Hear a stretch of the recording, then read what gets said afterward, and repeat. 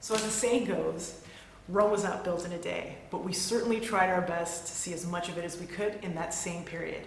So come on over and I'll give you a little tour of what we did. We started our morning off at the Vatican, did some tours of the museums in there, and had a lovely breakfast in the courtyard, along with a private visit in the Sistine Chapel. Highly, highly recommended. From there, we made our way over the Tiber River, all on foot, over to Piazza Navona, took in some of the fountains there, the atmosphere, just soaked in beautiful hot weather. Once we were done at Piazza Navona, we made our way over to the Pantheon, which had an enormous lineup, still very beautiful, also recommended. Once we were done at the Pantheon, we took a little jaunt over to the Trevi Fountain, otherwise known as Fontana di Trevi, and tried our luck throwing coins over our shoulders into the fountain, hoping to come back for a second visit. After the Trevi Fountain, we walked all the way over to the Vittorio Emanuele Monument, also known as Piazza Venezia, hiked up the many stairs there, and took in a gorgeous view of Rome on this side. Once we were done at this monument, we took a hike over just down the street to the famous Colosseum, took in all that beauty that exists there, along with the ruins that are just across the street right next to it.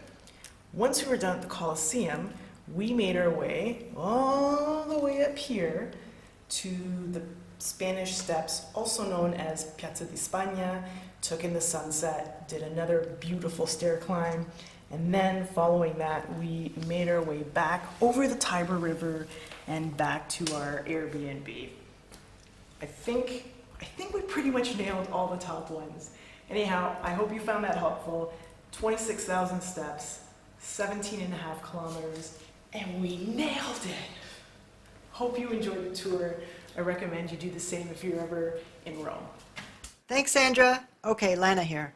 I'm going to present the long version of our Rome day tour on foot. Be sure to wear comfortable shoes. Hopefully these details to follow will help you plan your trip better. We met our tour guide and group at 7:30 in the morning outside of the Vatican. The lady holding the stick was our wonderful guide. She was very knowledgeable and entertaining. We paid $169.75 per person for the 4-hour guided tour and breakfast at the Vatican. She gave us each a headset so we can hear her explanation of what we were viewing.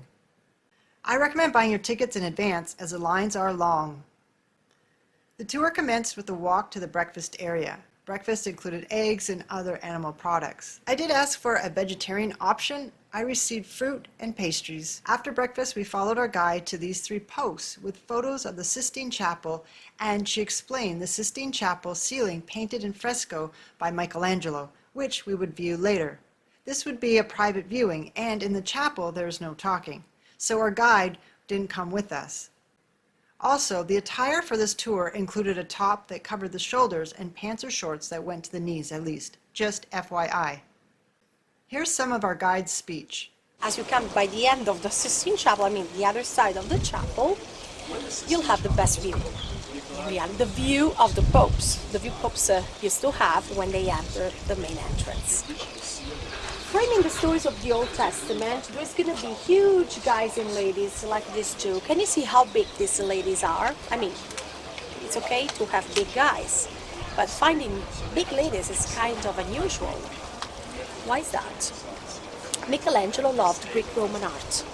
In Greek-Roman art, ideal beauty is men muscular bodies. It's true he preferred toy boys too, this is a fact. The most of the models was men. Popes were collecting naked men, muscular guys. So this is the reason why he painted in such a way. Ideal beauty focuses on the men's body, naked, muscular men's bodies. That's why they're going to be, also ladies are going to be this big.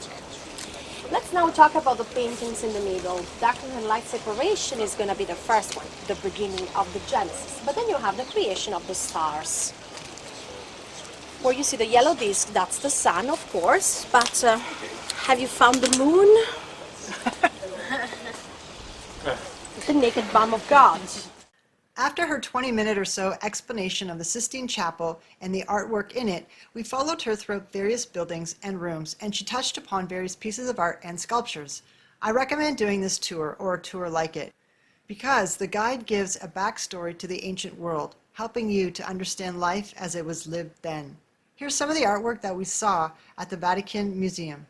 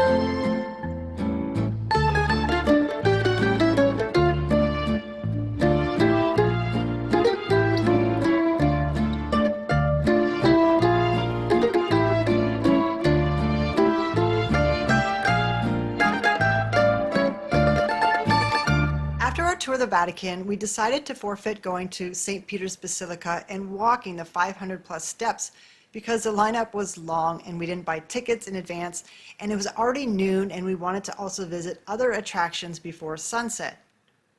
We walked past the Tiber River towards Piazza Navona when we stopped for lunch at an Italian restaurant. In Rome, there is an abundance of restaurants, and so for the most part, you can just walk in. What did you think of our tour this morning of the Vatican? And it was a great tour, very informative, and we had a great tour guide, which was a really big help. Yeah, there was one section where we went into, and there was, I guess it was a painting of the wolf with the two boys. Sculpture. The sculpture. Yeah. Can you explain or give some history behind what that means, since we're sitting here in Rome?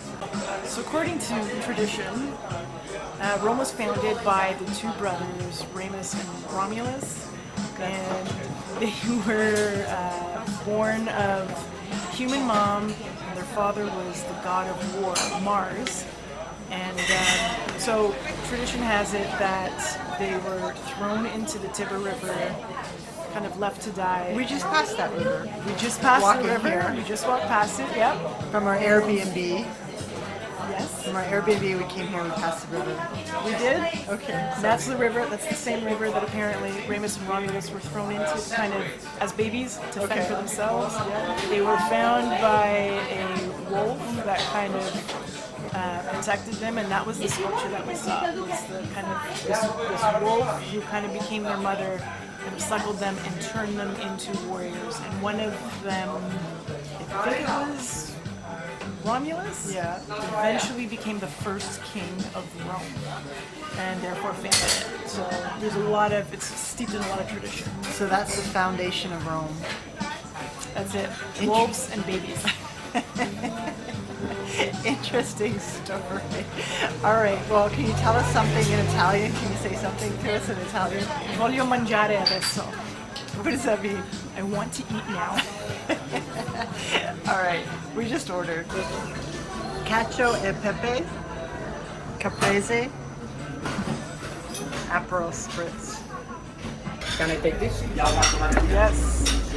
That's it.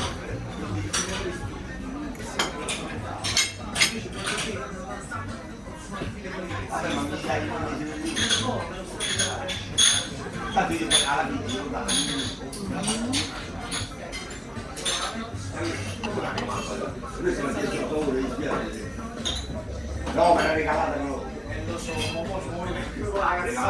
Prezzo un passo.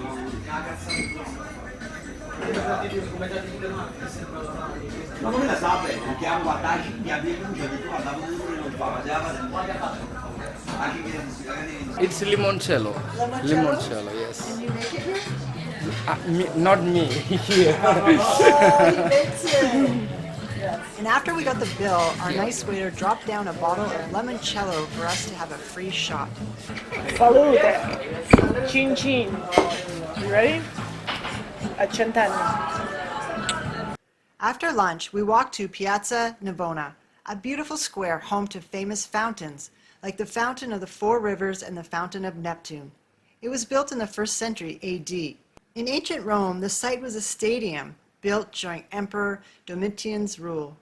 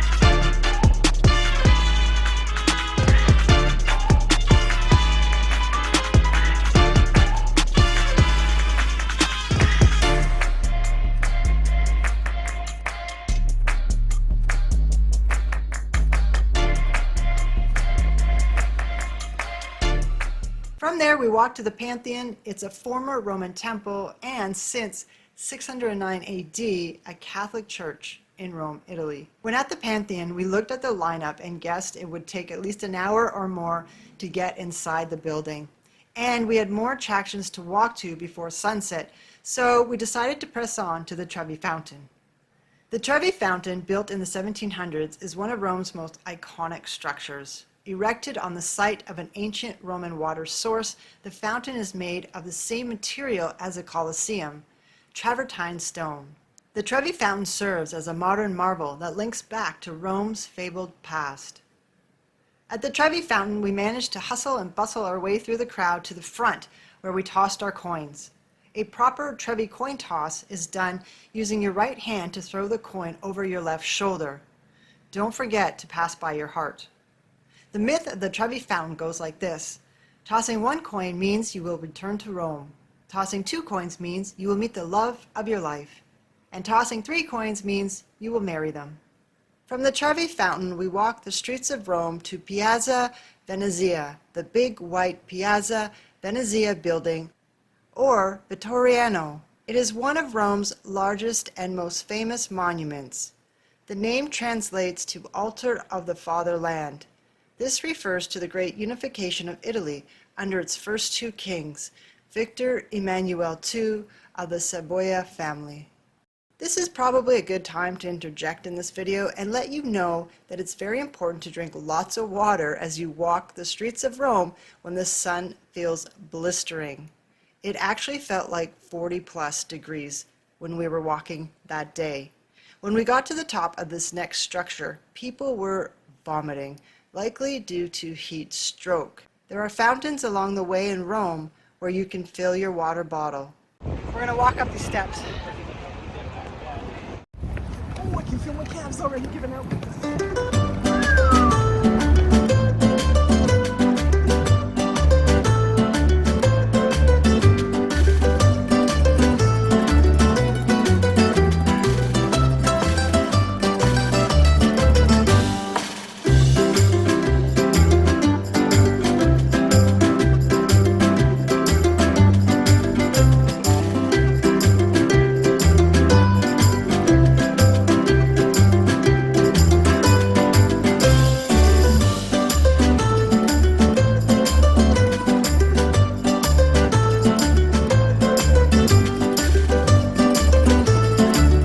This is actually the view from the top, and then you can actually continue the view up that way, but it's closed off today. So here we are, beautiful day. Next stop, Colosseum.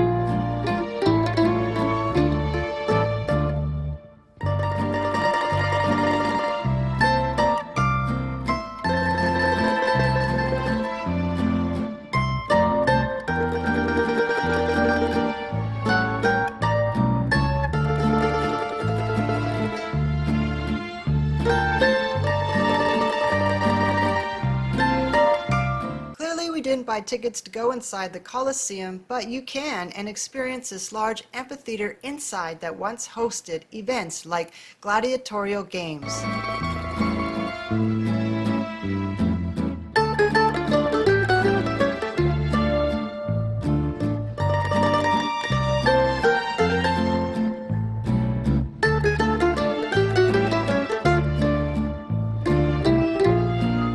From the Colosseum to the Spanish Steps was about a 20-minute walk. The Spanish Steps represent metaphorically the close relationship between the sacred and the eternal city, shown through the elevation and vastness of the monument. We made it there just in time to walk up the many steps and see our big reward for our walking efforts that day, the miraculous sunset over Rome.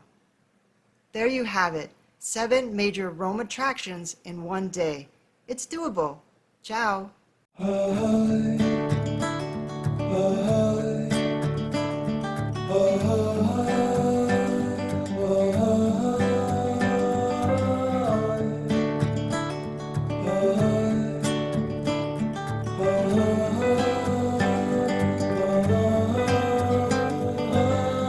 Sono un po' preoccupato, ti sento lontana.